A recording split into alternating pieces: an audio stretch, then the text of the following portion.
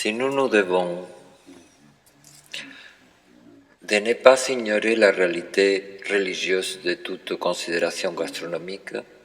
cela nous est donné quand l'urgence et le questionnement des cycles révolutionnaires manifestent celle-ci. L'institution religieuse n'en est sans une diète implicite, sans l'idée d'indulgence pour les catholiques, dans l'épisode de Pierre devant un dîner chez le centurion Cornelius, introduit l'idée des clés associées au pontificat, finalement motif de sa mise en suspension par la raison protestante. Au nom même du scepticisme, stoïcisme ou cynisme de Pierre, s'institue que de cette clé du sacré alimentaire et général,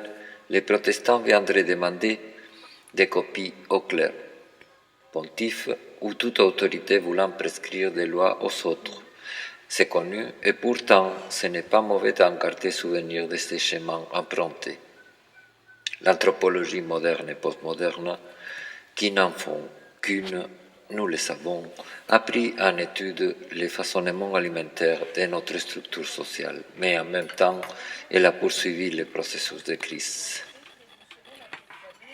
Salvador Dalí avançait il n'y a pas si longtemps qu'une demi-vie, déjà comme au baroque, la centralité de l'aliment au sein du trouble historique, quand il peigna des croûtons de pain et des fromages qui s'étiolent pendant la Deuxième Guerre mondiale. L'interface entre une première préhistoire des cueilleurs et une deuxième préhistoire néolithique qui adopte l'agriculture et donc les céréales et sa trituration et coction est une interface qui peut se trouver bouclée et qui représente toujours le passage de Christ, les vaches maigres du rêve du Pharaon.